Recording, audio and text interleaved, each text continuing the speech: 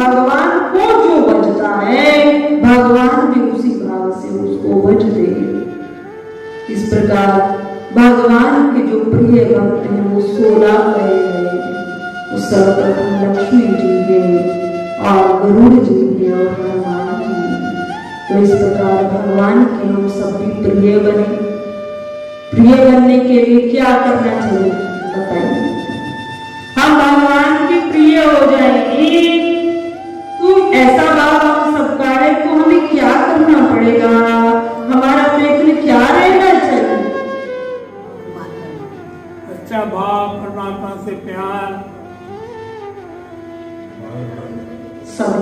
सभी सही है, परंतु भगवान पे यदि प्रिय बनना है तो हम जैसे भी हम भगवान के हैं इस भाव को अपनाना है। हम जैसे भी जिस भी जाति से हैं, जिस भी धर्म मजहब को हम मानते हैं, हम किसी भी सिचुएशन में अर्थात वृद्ध शरीर है या यंग एज में है या बच्चे रूप में है, हम किसके हैं? भगवान के हैं। और अभिमान किसी भी प्रकार का अभिमान, आप सब यहाँ बैठे हैं ना, ये आपकी अपनी सामर्थ्य नहीं। मैं तो रोज सत्संग में जाती हूँ, मैं रोज भजन कीर्तन करती नहीं।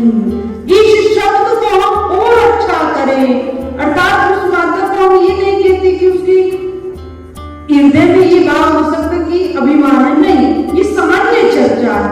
पर इस सामान्य चर्चा को भी हम और अधिक सुंदर बनाए, इसको कहें ईश्वर की कृपा से मैं रोज भगवान के दर्शन पाती हूँ। ईश्वर की कृपा से इस शरीर से चलकर भगवान के लोक में आती हूँ और भगवान की कथा को सुनती हूँ। ईश्वर कृपा को हम जोड़ते जाएं। जब हम ईश्वर कृपा कहते हैं, उसकी कृपा है, शरीर चल रहा तो शक्ति भी मिलती है और भक्ति भी बढ़ती है।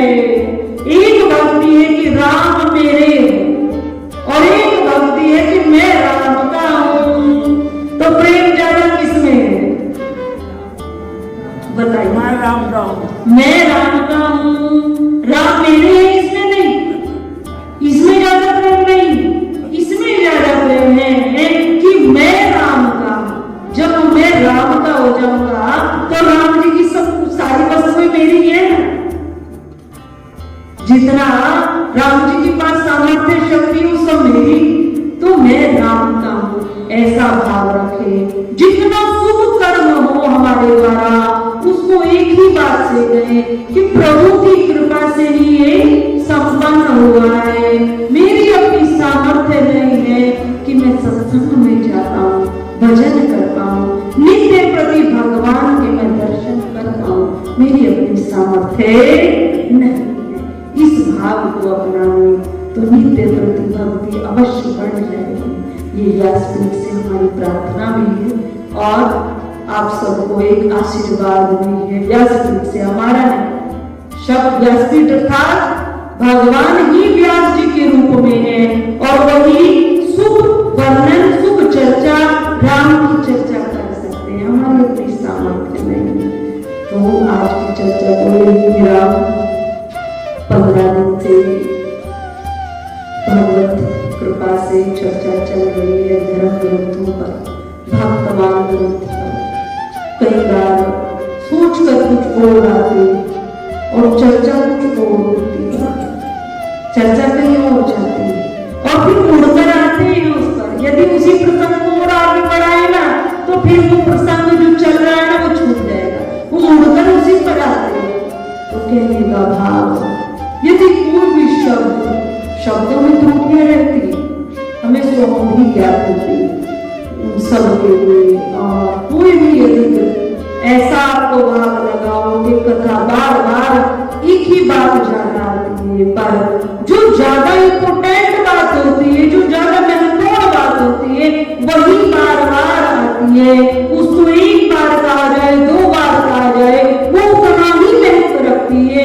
उस स्थान पर उस बात का बहुत अधिक महत्व था, इसलिए वे पुराण प्रकट होती है, आती है।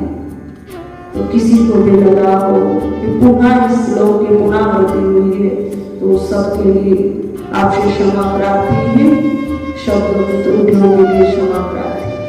और भक्तमाल ग्रंथ अभी बहुत बड़ा है, अभी बहुत ज्यादा भी नहीं हुआ है, तो आगे कभी भी ईश्वर की कृपा रहेगी, स्वस्थ शरीर हुआ तो अवश्य आना रहेगा और भक्तमाल ग्रंथ को पूर्ण अवश्य करेंगे, क्योंकि किसी ग्रंथ को खोलते हैं तो उसकी पूर्ण आहुति भी अवश्य करनी होती है।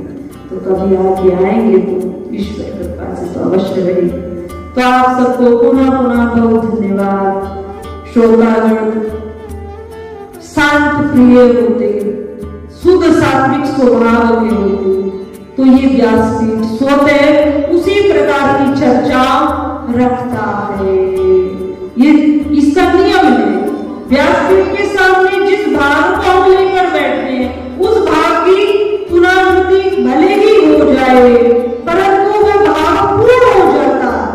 उस जिस प्रश्न को लेकर हम बैठते हैं वो प्रश्न हमारे तक नहीं आता, वो व्यास तक आ जाता है और स्वतः उसकी चर्चा हो जाती है। इस बार एक भाई ने हमें बहुत सुंदर बात बताई। प्रातःकाल का समय था, जब सुबह के समय सत्संग होता, तो वे भाई एक शर्मा जी और उस शर्मा जी के साथ में सुबह के समय बहुत कम भाई लोग आते थे, मात्र 5 या 4 बस इतने रहते थे। तो सुबह सत्संग करते थे, आधा घंटे का सत्संग करते, तो उसमें वो भाई गांव का, तो दूसरा भाई एक दिन उसको लेकर आया तथा पहली बार वे सत्संग ईश्वर कृपा से हमारा ही चलता, तो लेकर आया बहुत छोटी सी कोई एक पानीपत से स्वामी जी की शिष्या, आप उनका सत्संग सुनो, आज हमारे साथ चलो। लेकर आए और आए तो मन में सत्संग के प्रति प्रेम हो गया। 2 बार सत्संग सुना, 3 बार सत्संग सुना, तो उस भाई को सत्संग से प्रेम हो गया और फिर धीरे धीरे समय बढ़ा। प्रातःकाल में आकर प्रातःकाल का बंद हो गया तो संध्याकालीन आने लगे। आज उस भाई को 3 वर्ष हो रहे हैं और वह नित्य प्रति संध्या के समय में आते और क्या कहते हैं, साध्वी जी मैं एक ही बात को लेकर भजन में साधन में बैठता था, मेरे जीवन की एक बड़ी विडंबना क्या कि मैं गांव का आदमी हूँ, शहर का भी नहीं। अब मेरा जो बेटा और उस बेटे को कुछ संतान नहीं। अब गांव के व्यक्ति मुझसे कहते हैं, बहू मेरी बहुत सुशील अच्छी सेवा करती कि अन्य आप चिन्ह इसको छोड़कर दूसरा विवाह करा दीजिए, परंतु हमने ऐसा नहीं किया। बहुत अच्छी है हमारी, समस्त डॉक्टरों ने कह दिया कि अब उनको संतान नहीं होगी। विवाह को 21 वर्ष व्यतीत हो गए, घर में संतान नहीं, वृद्धावस्था आ रही, परंतु मैं एक ही बात को लेकर कथा सुनता था कि बस इतना चाहता हूँ, मैं सत्संग में आ रहा हूँ, गांव से आता हूँ कि घर में एक संतान हो जाए। एक संतान तो अभी कुछ समय पहले बड़ी जो बेटी है वो हमने एक रिश्तेदारों से गोद लेकर उसको पाला, पर अपनी भी हो जाए ऐसा भाव रहता था, किसी से कहता नहीं था। पर इस व्यासपीठ की महिमा ने, इस सत्संग की महिमा ने मेरे घर में एक बालक का जन्म हो गया, एक लड़की का जन्म हुआ है। साक्षात मां दुर्गा के रूप में एक पुत्री मुझे प्राप्त हुई है।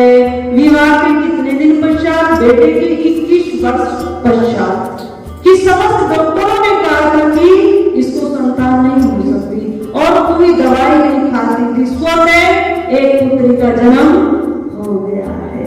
इस भाव को लेकर मैं सत्संग में बैठता था।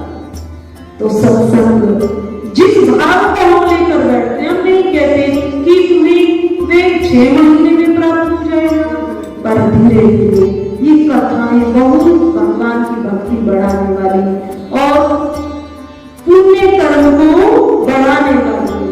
तो जिस भाव को लेकर हम सत्संग सुनते, भक्ति करते हैं, भगवान के मंदिर में आते, तो भगवान उसको पूर्ण कर देते हैं। कुछ समय अवश्य लगता।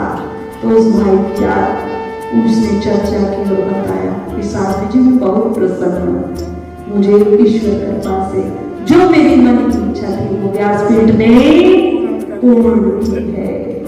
तो बड़ा प्रसन्न था। तो कहने का भाव शुद्ध बात को रखें और एक ही याचना कि हम सबका उद्धार हो जाए, हम सबकी भक्ति निरंतर बढ़ती है तो अवश्य बढ़ जाएगी। परम पूज्य श्री साध्वी ब्रह्म ज्योति सरस्वती जी के प्रवचन प्राप्त करने हेतु दिव्य वाणी चैनल को सब्सक्राइब करें, वीडियो को शेयर करें और अपने परिजनों पर अवश्य भेजें।